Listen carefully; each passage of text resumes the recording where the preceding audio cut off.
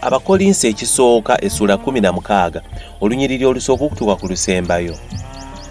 Ku bikwata ku kukuŋŋaanyiza ebintu abatukuvu, nga bwe nnalagira ekkanisa ez'e Ggalatiya, nammwe mukolenga bwe mutyo.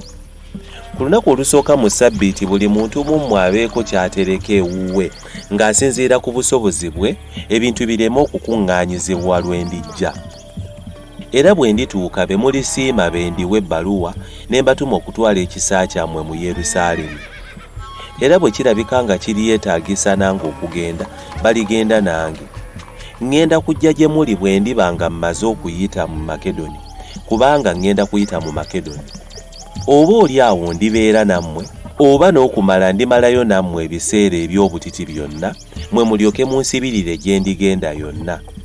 Kubanga sagala kubalaba nga mpita buyisi, naye nsuubira okumala nammwe ekiseera ekiwerako Mukama waffe bw'alikkiriza.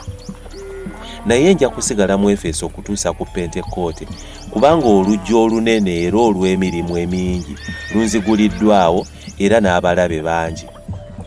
Naye Timoseewo bw'alijja, mulabe nga mumuyamba abeere nammwe awatali kutya, kubanga naye akola omulimu gwa Mukama waffe era nga nze. Kale omuntu yenna tamunyoomanga, naye mumusibirire n'emirembe ajje gye ndi, kubanga nsuubira okumulaba awamu n'abooluganda. Naye ku bya Apolo ow'oluganda, namwegayirira nnyo okujja gye muli awamu n'abooluganda, n'atayagalira ddala kujja mu kiseera kino, naye alijja bw'alifuna ebbanga. Mutunulenga, munywerenga mu kukkiriza, mubeerenga bazira b'amaanyi. Byonna bye mukola bikolebwenga mu kwagala. Naye mbeegayirira abooluganda mumanye ennyumba ya Siteefano.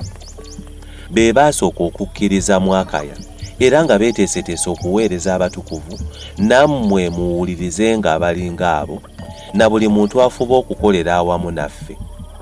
Era nsanyukira okujja kwa Siteefano ne Folotunaato n'Akayiko, kubanga ebyabula ku lwammwe baabituukiriza.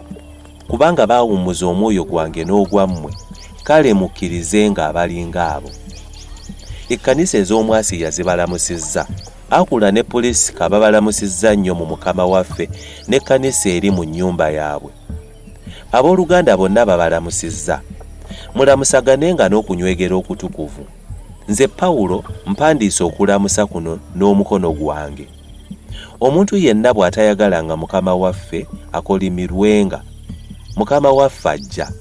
Ekisa kya Mukama waffe Yesu Kristo kibeerenga nammwe. Okwagala kwange kubeerenga nammwe mwenna mu Kristo Yesu.